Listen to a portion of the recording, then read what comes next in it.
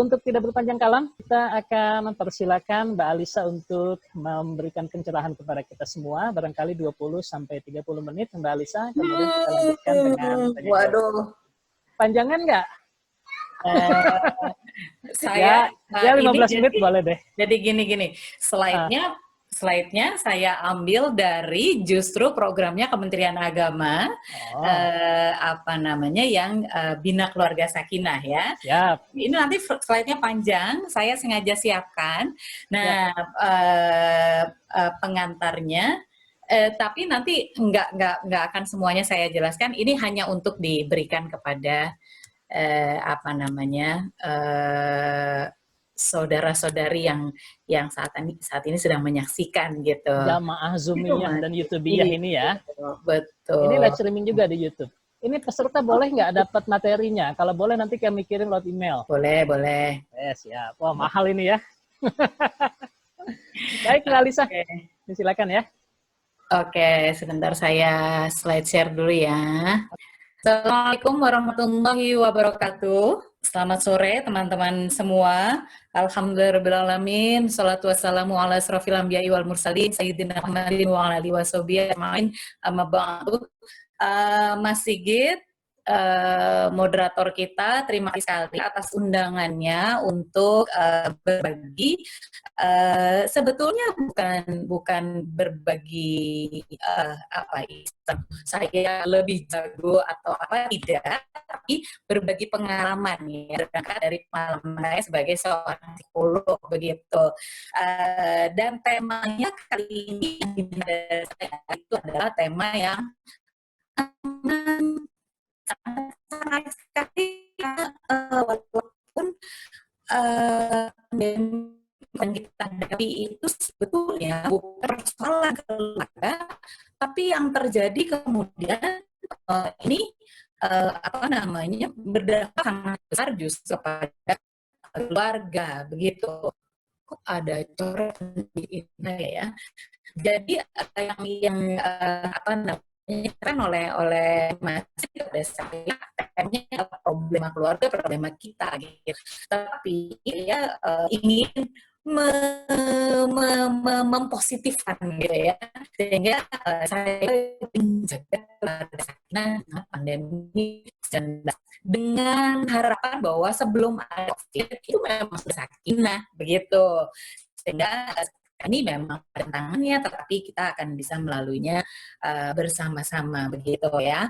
Nah, untuk mempersingkat waktu nanti kita bisa lebih panjang di diskusi dan tanya jawab, karena biasanya nih Mas Sigit, kalau kita bicara tentang keluarga itu ujung-ujungnya banyak yang konsultasi dadakan gitu. Jadi saya siap-siap itu, dan juga nanti kita bisa belajar bersama justru dari pengalaman atau diskusi pertanyaan-pertanyaan yang diajukan oleh teman-teman begitu ya. Okay. Nah, kita mulai dari sini. Oh, nggak jalan. Kenapa tidak jalan ini? Oke, nah ini kelihatan ya. Ini adalah salah satu kisah yang menyedihkan di tengah situasi pandemi COVID. Ini saya dapat dari teman-teman Gus Durian Peduli. Nah, Bapak Ibu, teman-teman yang hadir di sini mungkin sudah tahu ini adalah Mbok Yungnya dengan Gus Durian dari seluruh Indonesia. Nah, kami di jaringan Gus Durian sedang membagikan paket sembako kepada warga perlu untuk mendapatkan dukungan kita karena terdampak langsung secara ekonomi. Coba kita bayangkan dalam situasi sekarang kita harus ada di rumah saja dengan tekanan ekonomi, tekanan tekanan batin karena masa depan yang mungkin tidak pasti, penuh ketidakpastian. Kita tidak tahu apakah hidup kita tahun depan sebaik tahun lalu misalnya gitu, dengan kondisi seperti sekarang. Kita tidak tahu ekonomi negara kita akan seperti apa, kita tidak tahu banyak hal, pokoknya kita tidak tahu. Bahkan kita tidak tahu apakah kalau bulan depan kita sudah mulai beraktivitas, apakah memang si coronavirus ini betul-betul sudah hilang? Itu kita tidak tahu, sehingga kematian mungkin terasa juga begitu dekat begitu. Nah, serba ketidakpastian ini kira-kira akan mematahkan kalau kita tidak bisa membangun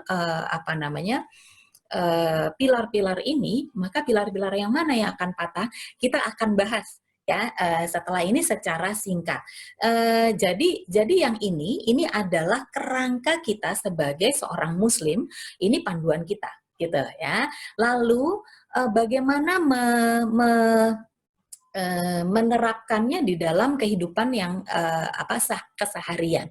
Begini, jadi kehidupan perkawinan yang tadi itu, sebetulnya kalau dilihat anggota keluarga, yang kedua, hal-hal yang menghancurkan hubungan. Jadi ada pembangun hubungan, ada penghancur hubungan, gitu ya. Pembangun hubungan itu kalau hubungan antara kita dengan pasangan itu saling memperkuat, seperti tadi, saling memperkuat. Nah, saling memperkuat itu terjadi kalau kitanya sendiri itu menjadi orang yang matang, gitu ya. Nah, apa saja yang bisa membangun hubungan? Yang bisa membangun hubungan itu ada, ini saya sebagai psikolog, muasyarah bil ma'ruf kalau diturunkan dalam kehidupan sehari-hari, ini yang muncul begini nih. Kebutuhan saya dengan kebutuhan pasangan itu selaras, gitu. Untuk bisa selaras kita menggunakan prinsip keadilan dan kesetaraan. Ini penting supaya pilar zawaj tadi itu bisa berdiri dengan tegak, tidak retak-retak dan tidak patah. Yang kedua, rekening bank hubungan. Ini kalau saya berhadapan dengan teman-teman, saya bisa langsung nanya gitu, apakah ada yang sudah tahu konsep ini, rekening bank hubungan. Intinya tuh begini, setiap manusia ketika dia berinteraksi dengan manusia lain itu ibaratnya dia seperti membuka rekening bank, tapi rekening bank hubungan namanya.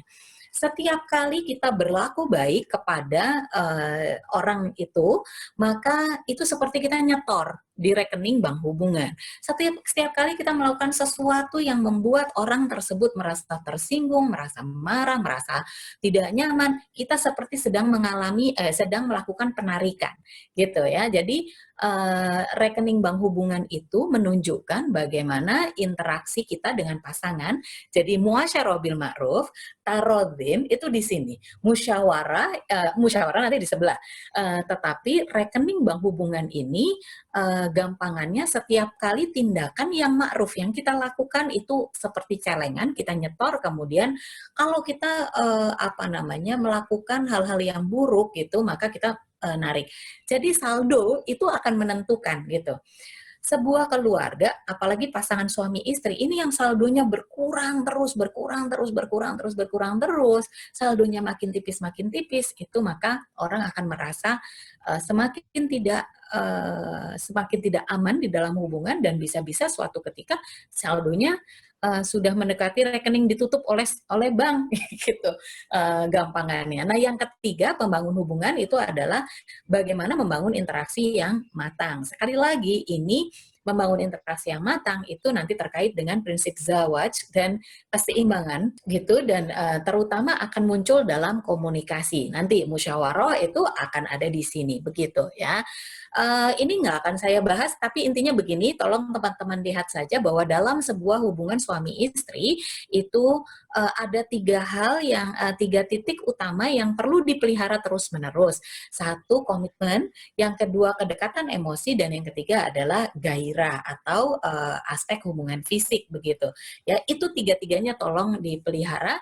Kalau salah satu nggak ada atau salah dua nggak ada, itu bisa itu nggak akan jadi sakinah. Sakinah kalau tiga-tiganya ada, gitu ya.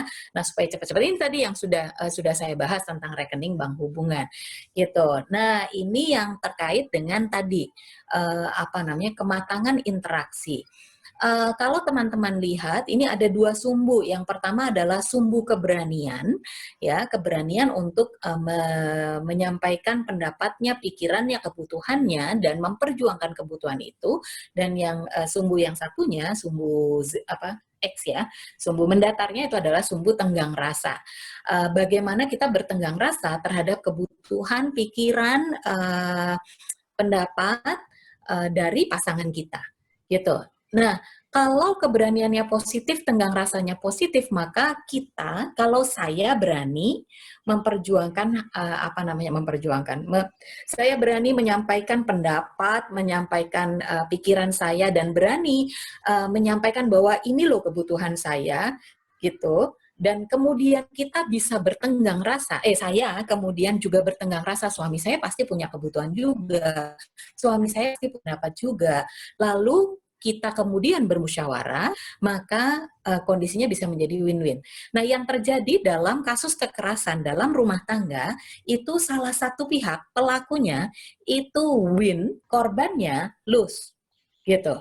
Pelakunya sangat sewenang-wenang, semena-mena, karena itu keberaniannya dia tinggi, maunya menang sendiri, dan dia tidak punya tenggang rasa kepada pasangannya, kebutuhan pasangannya. Sebaliknya, si korban biasanya korban itu gini, kalau yang saya alami dalam konseling rumah tangga gitu ya, si korban ini ngomongnya gini, dia sih sebetulnya dia orangnya baik kok, Mbak. Hanya kalau lagi stres aja dia mukul. Terus kalau sudah ini ya dia terus menyesal kok. Dia nanti minta maaf gitu. Artinya apa? Tenggang rasanya ketinggian, dia lupa bahwa dia sebagai manusia, dia punya hak dan dia punya kebutuhan, dan bahwa itu bukan hubungan yang bukan hubungan yang bisa mencerminkan atau bisa menjaga pilar zawaj berpasangan, pilar muasyarah bil ma'ruf, dan pilar tarodin gitu. Dan sudah pasti musyawarahnya juga nggak ada. Nah, coba bayangkan teman-teman, kalau KDRT yang terjadi pilarnya semuanya patah. Tarodinnya siapa yang ridho ketika dia dipukuli? Nggak ada gitu ya. Bahkan pasangan kita bisa menerima kita dipukuli, anak kita belum tentu bisa menerima gitu. Melihat ibunya atau ayahnya dipukuli atau diperlakukan dengan penuh kekerasan, misalnya kekerasan psikis atau kekerasan verbal. Pilar tarodinnya patah. Pilar muasyarah bil ma'rufnya jelas patah, orang melakukan kekerasan itu sudah jelas tidak ma'ruf gitu ya. Dan yang prinsip berpasangan zawaj jelas patah juga gitu. Walaupun mereka ini tetap tinggal dalam perkawinan, mitsaqon ghalidhonya itu pilarnya masih terjaga, jadi tidak bercerai, tidak selingkuh, tidak apa-apa, tetapi sebetulnya itu hanya tinggal menunggu waktu untuk bangunan itu menjadi kolaps, dan tidak mungkin ada ketentraman di dalam keluarga tersebut begitu.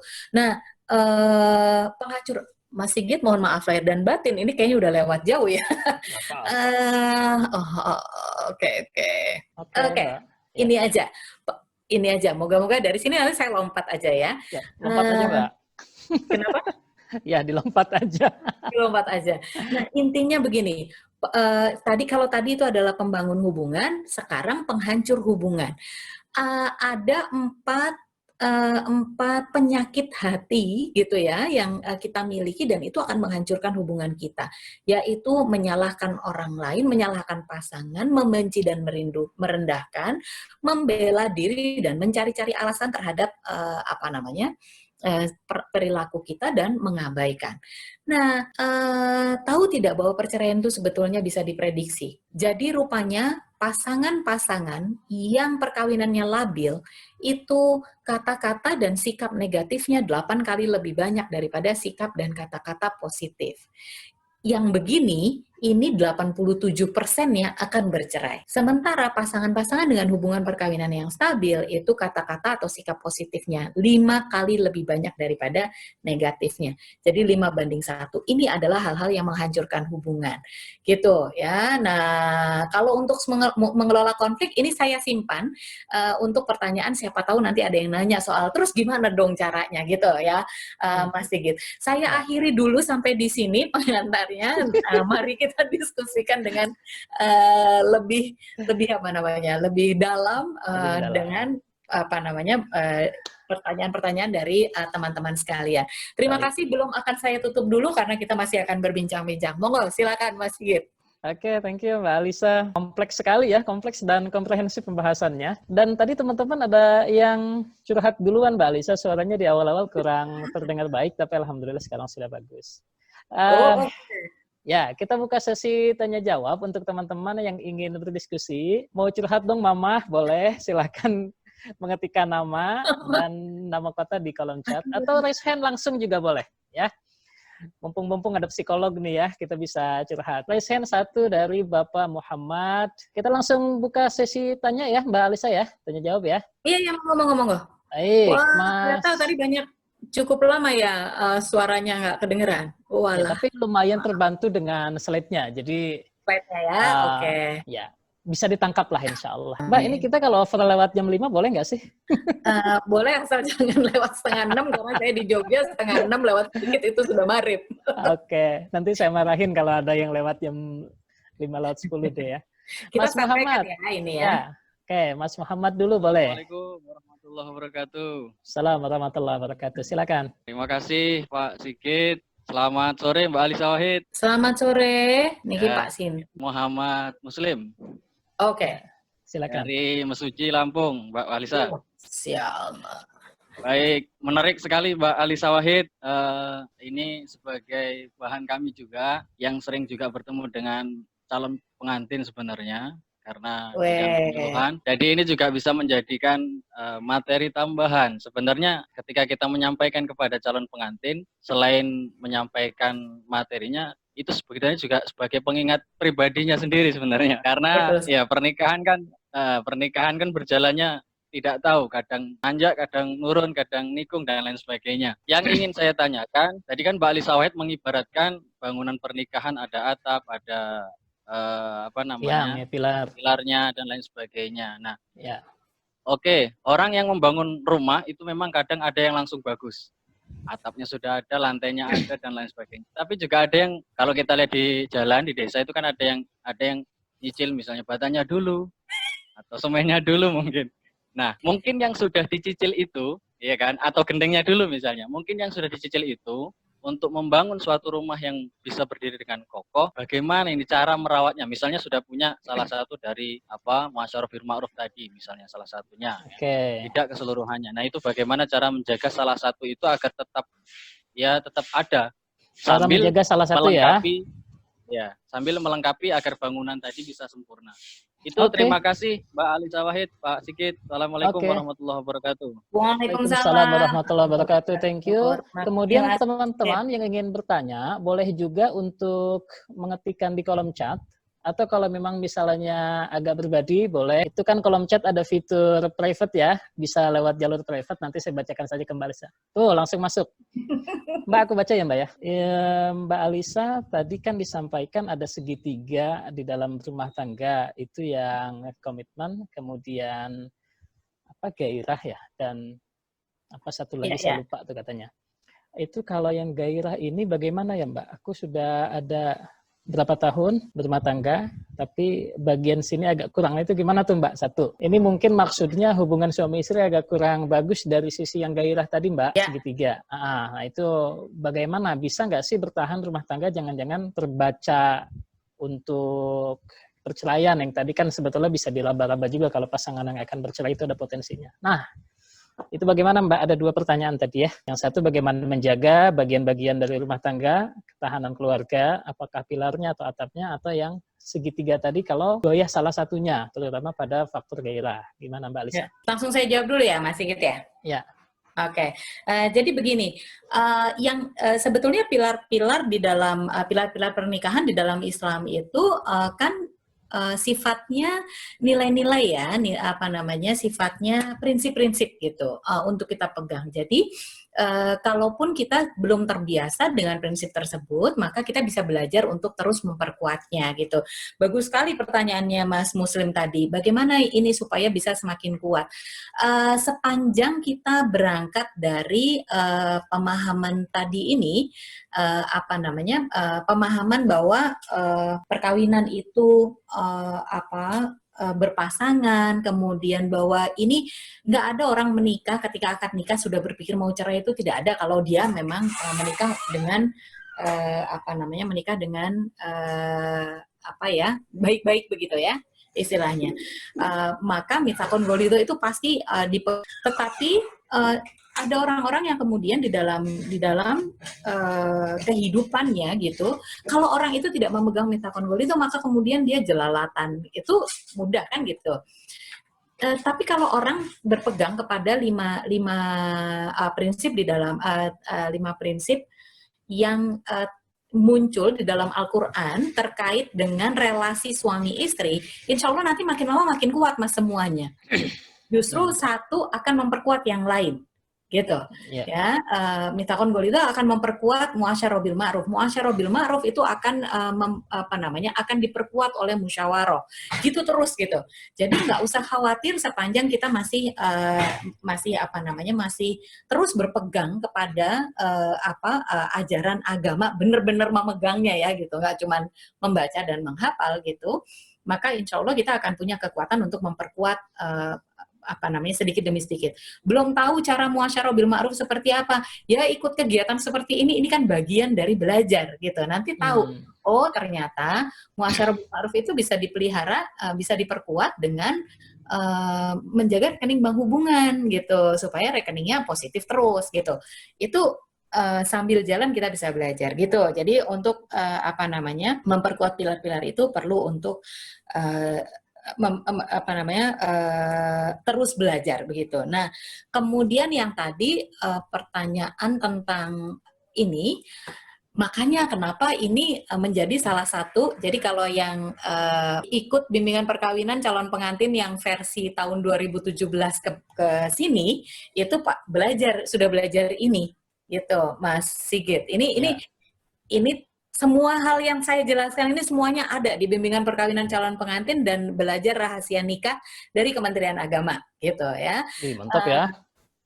Lengkap gitu. Nah, kenapa ini kita sampaikan? Justru karena kita tahu bahwa banyak orang seperti Mbak yang tadi sharing, Mbak atau Mas yang sharing tadi gitu.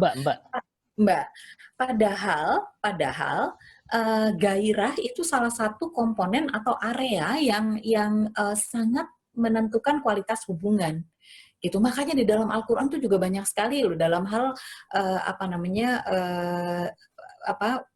relasi suami istri, banyak sekali yang terkait dengan bagaimana memperlakukan pasangan dalam konteks perilaku seksual gitu ya, diantaranya karena memang ini penting gitu. Terus bagaimana dong kalau sekarang ini kok masih kurang? Ayo belajar bareng gitu. Ayo diperbaiki. Pokoknya jangan sampai dibiarkan. Salah satu kasus yang terakhir saya tangani itu begini. Jadi si suami tiba-tiba menikah lagi gitu. Nggak izin kepada istrinya kalang kabut gitu ya. Terus waktu konsultasi ke saya sebagai psikolog itu selalu menggunakan ini untuk assessment gitu. Saya mau lihat problemnya di area yang mana ya gitu. Jadi ini biasanya saya tanyakan, saya gali gitu. Saya nanya bagaimana tentang komitmen selama ini gitu. Apakah sebagai suami si suami ini komit, apakah si istri juga komit gitu. Nah, ini pasangan suami istri biasanya mesra banget. Saya kenal udah cukup lama gitu ya. Jadi sudah tahu mereka. Jadi mereka kalau sekilas tuh ya bapak yang baik-baik gitulah ya, ibunya juga ibu yang baik-baik begitu, dan mereka kelihatan dekat gitu secara psikologis gitu, cerita-cerita kayak gitu-gitu tuh biasa di antara mereka. Maka terus kemudian pertanyaan saya adalah soal gairah. Saya tanya gini, kalau hubungan seksual gimana?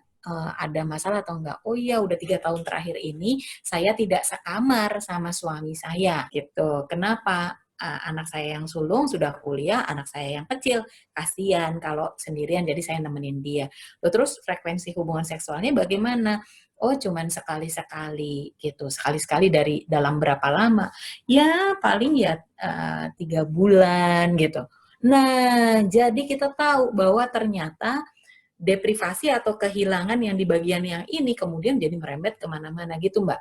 Jadi untuk Mbak yang tadi mengkonsultasikan ini, mumpung masih bisa diperbaiki, mumpung belum ambyar gitu,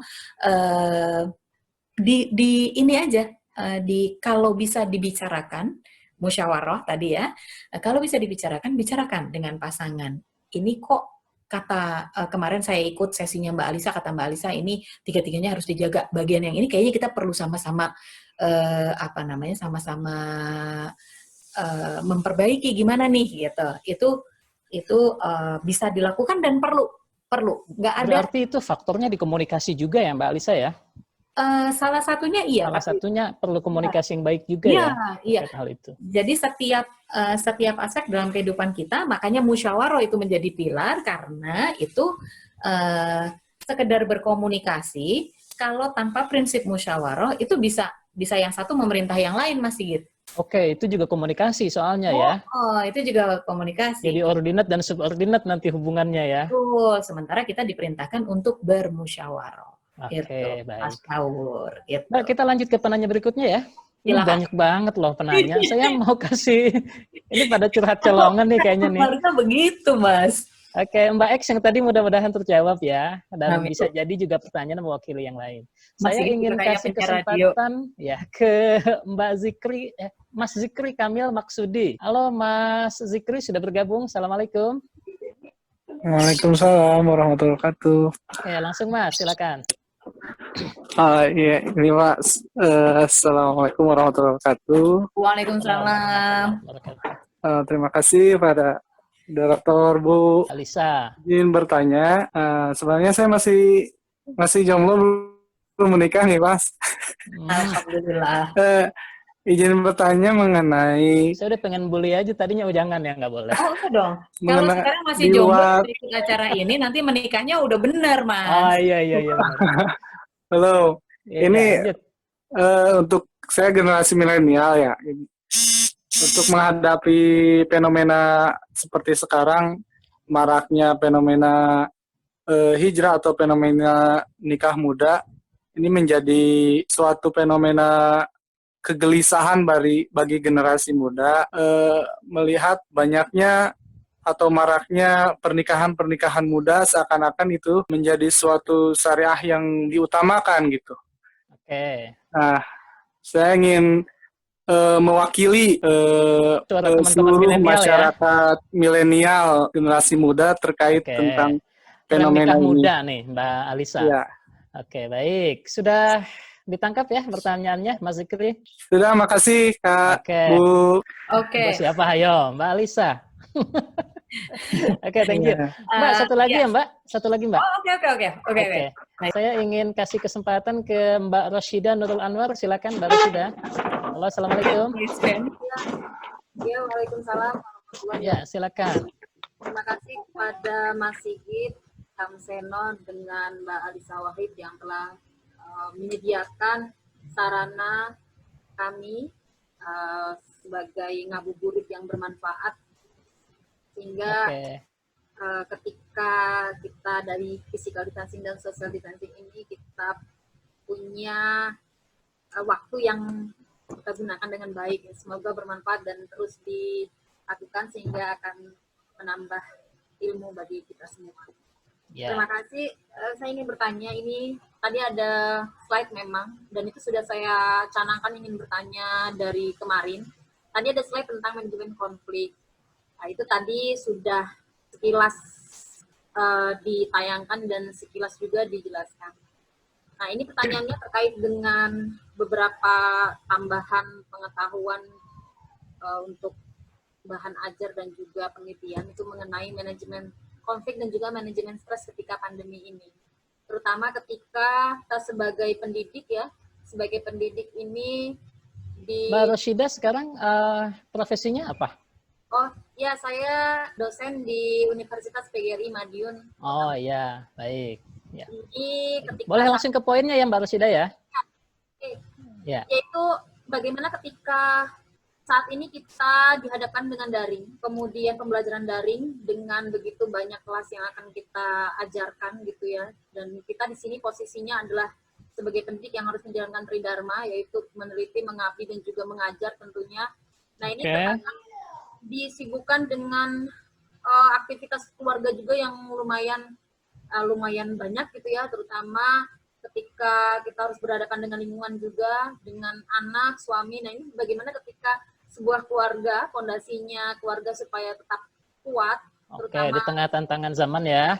Zaman seperti ini, agar manajemen konflik terhadap pasangan terutama gitu, itu bisa terminimalisir dengan aktivitas yang meskipun di rumah saja namun tetap produktif.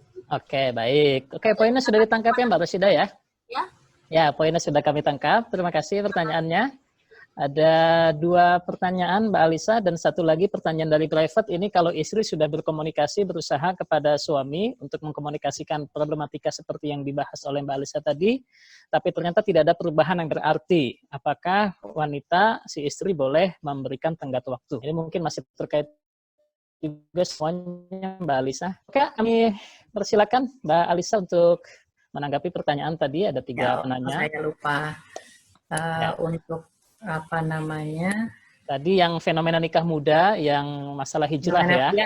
Oh, bagus banget itu pertanyaannya.1 senang, terima kasih Mas Zikri sudah mengangkat isu nikah muda. Ya, jadi begini, kalau kita bicara tadi kan kita menggambarkan keluarga itu seperti bangunan ya, di mana atapnya adalah kemaslahatan. Kemaslahatan bagi siapa? Bagi anggota keluarganya. Coba sekarang bayangkan kalau ibunya berusia 19 tahun atau 18 tahun tapi sudah punya anak gitu. Kira-kira menurut ini teman-teman, perhitungan teman-teman saat ini, umur 18 tahun, apakah sudah cukup matang untuk menjadi ibu. Kemudian bagaimana dia mengelola hubungan dengan pasangannya. Begitu. Itu hal-hal yang kemudian menjadi pertanyaan. Nah, ketika kedua orang dalam psikologi sendiri kita tahu bahwa yang namanya kematangan itu tidak bisa dipaksakan dan tidak bisa di-shortcut. Gitu ya, masih tidak bisa di-shortcut. Nggak ada jalan pintas menuju kematangan gitu. Ada proses. Nah, sebagai ukuran dasar itu adalah usia 18 tahun ke atas tuh yang dianggap sudah mulai cukup matang. Nah, ketika seseorang itu menikah muda, maka sebetulnya kemaslahatan yang ada di dalam rumahnya itu bisa menjadi hal yang jadi elusif. Elusif itu apa ya? Elusif itu nggak terwujud gitu, sulit untuk diwujudkan gitu. Jadi kita kayak berusaha tapi nggak kepegang. Kenapa? Karena kita belum siap menjadi pasangan yang matang. Di sisi yang lain, kemaslahatan kita dalam sebuah rumah ini kan juga terkait dengan kemaslahatan lingkungan ya. Jadi kalau yang disebut sebagai kemaslahatan itu bukan hanya buat saya, tetapi buat pasangan, buat anak, juga buat lingkungan yang lebih besar, begitu, termasuk dengan masyarakat.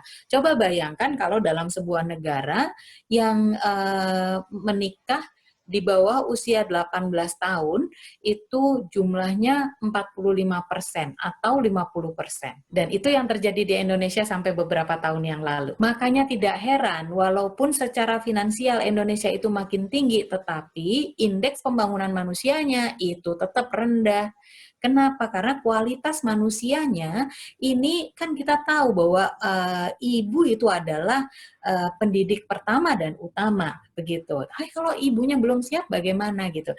Jadi terima kasih Mas Zikri sudah menyampaikan ini. Intinya adalah ini kalau dalam hal pernikahan usia muda itu kita bicaranya kemaslahatan, bukan hanya kemaslahatan pribadi tetapi kemaslahatan bangsa gitu.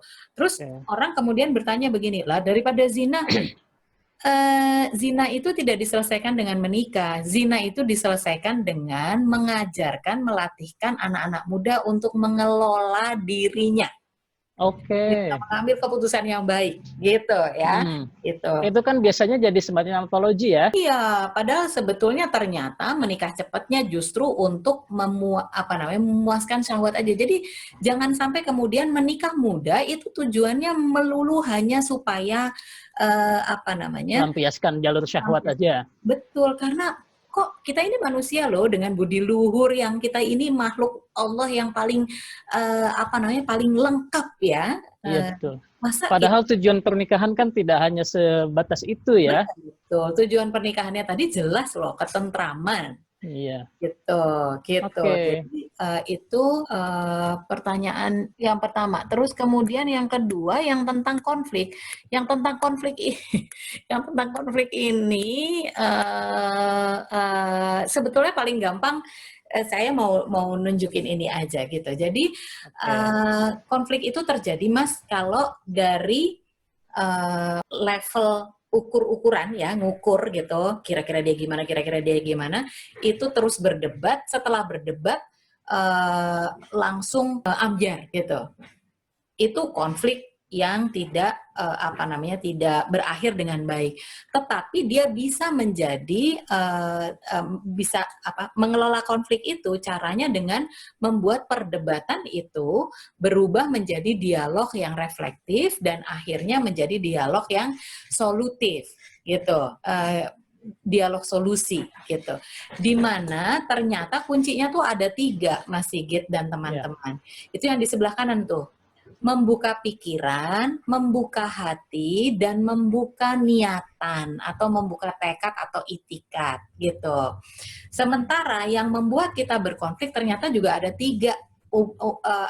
Jadi bukan soal uangnya, bukan soal anaknya, bukan soal nggak ada kerjaannya, tapi soal 3 hal ini. Yang pertama, kita suka menghakimi orang lain termasuk pasangan kita. Yang kedua, kita sering bersikap sinis dan merendahkan orang lain termasuk pasangan kita.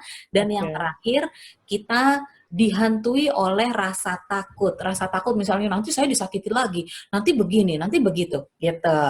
Jadi kalau 3-3-nya ini, 3 suara, 3 tantangan ini bisa kita atasi dengan membuka pikiran, membuka hati, dan membuka niatan, ya, maka insya Allah konfliknya juga bisa diselesaikan. Ini perlu kedua pihak ya, Mbak Lisa ya? Perlu kedua belah pihak, tetapi tidak harus dua-duanya Tidak harus nunggu dua-duanya. Salah satu memulai itu sudah cukup kok. Gitu. Inisiatif terlebih dahulu. Betul, gitu. Ini kebetulan ada pertanyaan di kolom chat itu, bagaimana kan tadi kaitan dengan komunikasi. Bagaimana kalau setiap hari itu nama-nama binatang selalu saja muncul? Apa solusinya? Ini masuk ke kategori ini nggak, Mbak Lisa? Kategori kekerasan itu, Mas. Kekerasan ya? Iya. Nah, kalau menurut saya kalau itu sudah setiap hari dilontarkan, maka menurut saya sebaiknya pasangan diajak untuk tidak hanya mendiskusikan itu berdua, tetapi misalnya pergi ke puskesmas yang memiliki psikolog gitu, supaya bisa dibantu untuk memperbaiki kualitas hubungannya. Karena gini, bisa jadi kata-kata yang negatif-negatif tadi itu, termasuk sumpah serapah dan lain-lain itu adalah efek dari luka batin. Gitu ya.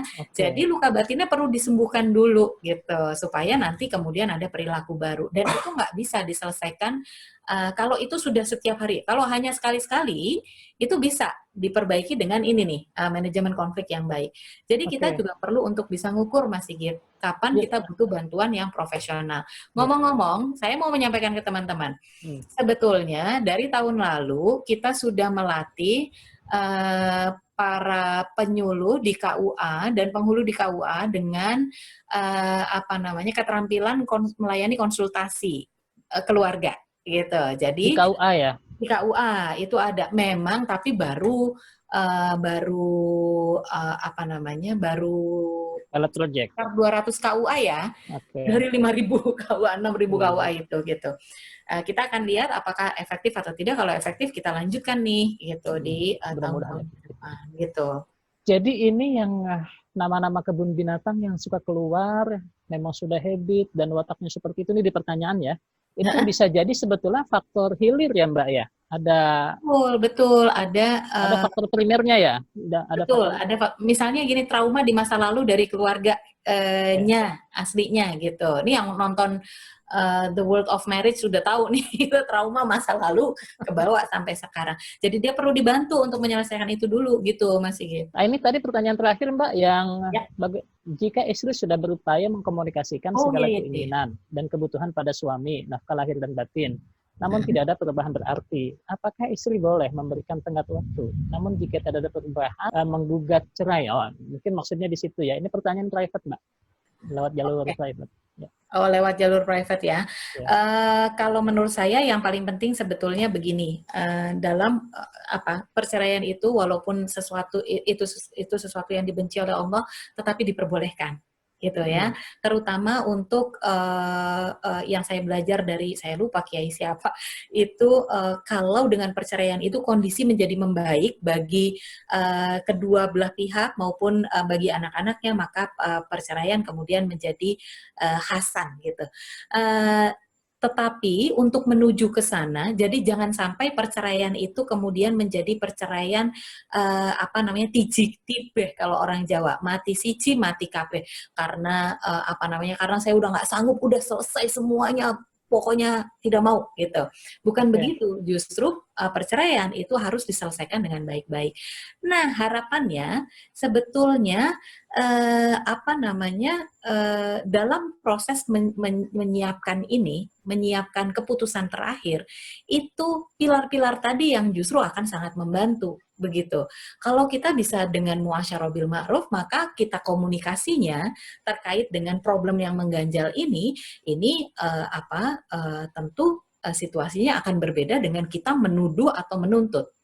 Jadi tadi kata kuncinya kan, apakah saya boleh memberi tenggat waktu gitu kan ya, gitu. Bisa dengan cara dimusyawarahkan gitu, dengan cara yang ma'ruf disampaikannya gitu. Jadi misalnya begini, Mas, gimana ya Mas, ini kan aku kebutuhanku secara pribadi ini kan tidak terpenuhi nih dalam hubungan kita. Kita sudah mencoba berkali-kali tapi kok belum dapat juga.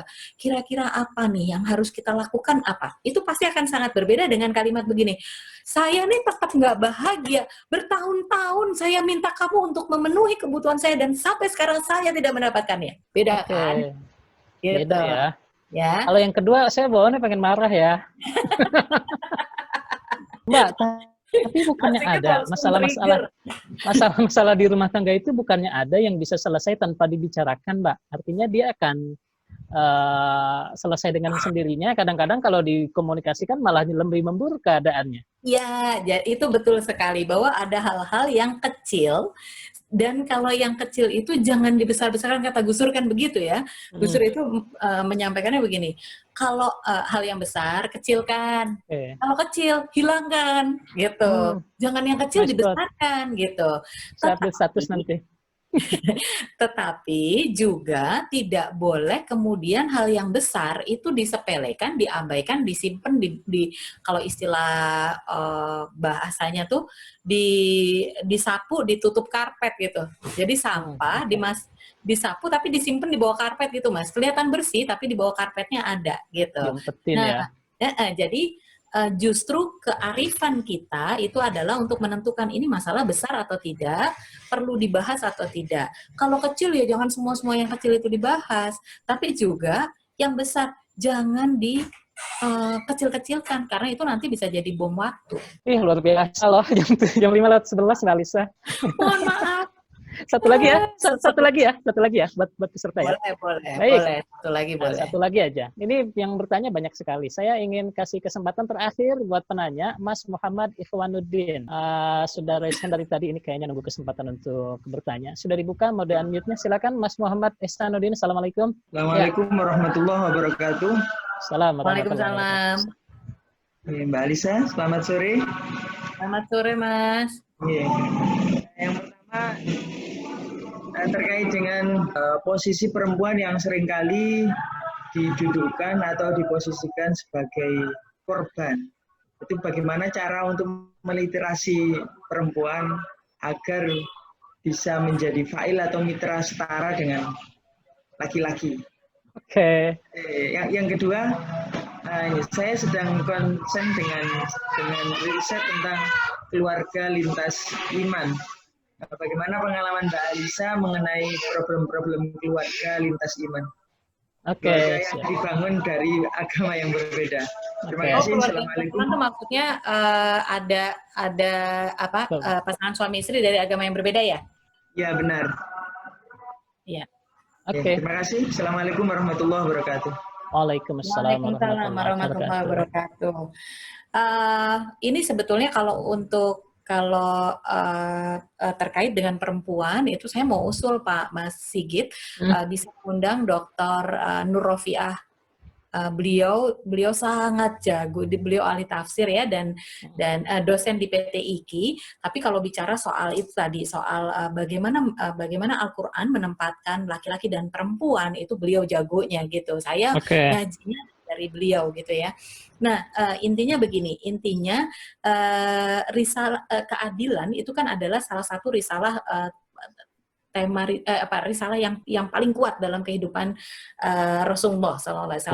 Nah, ini tampak sekali dalam konteks bagaimana perempuan diperlakukan pada masa jahiliyah dengan bagaimana transformasi yang dikedepankan oleh Rasulullah gitu ya. Yang tadinya perempuan itu adalah barang milik, komoditas, bisa diwariskan, bisa diperjualbelikan, tidak punya hak apa-apa, bahkan kalau praktek mengubur bayi perempuan dan lain-lain itu hal yang sangat biasa pada masa jahiliyah. Maka pada masa Rasulullah ini kemudian diubah. Perintah-perintah Allah untuk menempatkan lelaki dan perempuan pada hubungan yang lebih adil ya, tidak disamaratakan tetapi lebih adil, itu banyak sekali, deras sekali tentang itu gitu. Sehingga kemudian perempuan punya hak waris, tidak boleh perempuan itu diwariskan, laki-laki tidak boleh sembarangan menikahi siapa saja termasuk istri abahnya dan anaknya dan seterusnya gitu. Banyak sekali batasan-batasan itu. Sehingga kalau ini kalau apa yang kita pelajari di dalam Al-Qur'an ini dikuatkan di kalangan masyarakat sendiri, maka dengan sendirinya perempuan dan laki-laki itu kemudian akan melihat hubungannya dengan lebih adil. Yang terjadi sekarang itu adalah banyak laki-laki masih terjebak gitu, masih parsial, apalagi kemudian memaknai ayat ar-rijalu qawwamuna 'alan nisa itu kemudian menjadi berkuasa, padahal kan tidak. Qawwamuna dalam ayat ini itu kan lebih banyak tafsirnya itu justru melindungi, memberi nafkah, menjamin, kan begitu, bukan berkuasa gitu. Nah, itu Mas Ihsan, bagaimana agar perempuan-perempuan itu menempatkan dirinya dengan laki-laki itu sama-sama sebagai hamba Allah, sama-sama menghamba hanya kepada Allah dan tidak menghamba kepada orang lain, termasuk kepada pasangannya gitu. Dan kita juga sebagai manusia tidak memperhamba orang lain. Ini saya belajar dari Bu Nur Rofiah nih Mas Sigit gitu. Yeah. Ya. Nah, kalau keluarga lintas iman terus terang saja salah satu dampak dari keluarga lintas iman itu adalah dinamika yang lebih berat dalam hal keyakinan. Ya, artinya begini, banyak orang tua kemudian kebingungan antara pakai ajarannya siapa nih gitu. Ini siapa yang kemudian berhak berhak untuk dalam tanda kutip menggunakan agamanya untuk mengajari anak-anak begitu ya. Itu persoalan yang sangat berat menurut saya, sehingga itu butuh pengelolaan yang jauh lebih dalam dibandingkan apa yang kita bahas di sini.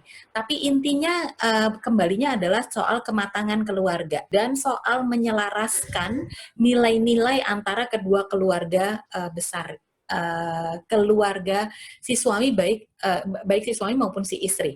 Walah, saya jadi tingradul karena takut salat maghrib ini ya teman-teman. Gitu.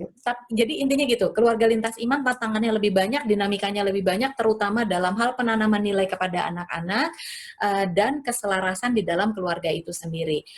Kalau itu terus menerus dipelihara, mungkin bisa jadi situasinya baik-baik saja. Tapi yang banyak terjadi adalah kegamangan baik si anak maupun si orang tua itu sendiri. Lalu ketika ada konflik, apalagi kalau berujung pada perceraian, waduh itu luar biasa tantangannya terkait dengan keimanan, gitu. Berarti nikah lintas iman itu potensi untuk menjadi tantangan itu jadi lebih besar sebetulnya Mbak Alisa ya? Iya. Ya, betul, karena faktor pembedanya jadi lebih banyak ya. Betul. Oke, baik. Karena keselarasan nilainya terutama Mas ya. Oke, kita sudah over 18 menit dari waktu yang seharusnya. Ini nggak kerasa loh Mbak Alisa. Betul. Apalagi di Jogja, bentar lagi sudah mau buka puasa. Iya. Saya minta maaf sekali kepada teman-teman yang ingin bertanya sambil berbuka puasa. Mudah-mudahan nanti lain waktu kita bisa bersama lagi. Nah, Insya Allah, amin. Moga-moga kita semua sehat, bisa punya waktu untuk belajar bersama lagi. Amin. Dan teman-teman ini banyak yang minta materinya, Mbak Alisa, boleh ya? Boleh. Nanti kirim ke kami, nanti kami bagikan sesuai dengan daftar email teman-teman waktu registrasi. Boleh. Mbak Alisa, closing statement dong untuk acara kita sore ini. Mewujudkan perkawinan yang maslahah itu bukan sesuatu yang mudah, tetapi juga bukan sesuatu yang tidak mungkin. Dimulai dari diri kita, kita bisa membangun hubungan yang lebih baik dengan pasangan kita. Diikuti langkah kedua dari setelah diri kita, kemudian kita membangun hubungan yang baik, kita bisa membangun keluarga yang sakinah. Kalau kita bisa membangun keluarga yang sakinah, mawaddah warohmah, maka kita bisa menciptakan kemaslahatan umat, bisa menciptakan kemaslahatan bangsa. Dimulai dari siapa? Dimulai dari kita. Begitu, Mas Sigit. Terima kasih sekali teman-teman sudah mengikuti acaranya dengan penuh semangat. Kitanya juga jadi ikut semangat ya Mas Sigit ya. Semangat banget ini. Moga-moga nanti bisa ketemu lagi. Dari saya, wallahul muwaffiq ila aqwamit thoriq. Assalamualaikum warahmatullahi wabarakatuh. Waalaikumsalam warahmatullahi wabarakatuh. Alhamdulillah luar biasa, dan ini jarang loh kita punya kesempatan bisa konsultasi langsung dengan Mbak Alisa Wahid. Tadi muaranya sepertinya menuju ke ada satu kunci yang sangat penting di dalam kehidupan berumah tangga, yaitu musyawarah. Bukan sekedar komunikasi, tapi musyawarah. Karena kalau komunikasi bisa saja yang satu jadi superior, yang satunya jadi inferior. Tapi bagaimana kita menjadikan keluarga yang sakinah, mawaddah warahmah dalam kunci musyawarah antara suami dengan istri. Dari saya cukup sekian, dan teman-teman saya informasikan bahwa siaran talk show kita juga akan ditayangkan ulang di akun channel YouTube-nya Bimas Islam TV. Jadi teman-teman yang hadirnya tadi belakangan bisa mengikuti lagi dari awal. Dan saya tunjuk 5 peserta terpilih yang mendapatkan souvenir dari Bimas Islam, Mbak Alisa. Mas Ikhwan, kemudian Mbak Roshida, Mas Ihsan, Mas Zikri, dan tadi satu orang mbak-mbak yang lewat jalur private. Nanti akan dihubungi oleh panitia untuk dikirimkan souvenirnya. Terima kasih, selamat berbuka puasa. Mbak Alisa, thank you ya, makasih banyak. Sama-sama Mas Sigit. Ya, selamat berbuka, sehat selalu, dan mudah-mudahan ilmunya makin manfaat bagi kita semua. Amin. Terima kasih teman-teman yang sudah bergabung, mohon maaf atas segala kekurangan. Wallahul muwaffiq ila aqwamit thoriq. Assalamualaikum warahmatullahi wabarakatuh. Waalaikumsalam warahmatullahi wabarakatuh. Selamat berbuka semuanya. Terima kasih.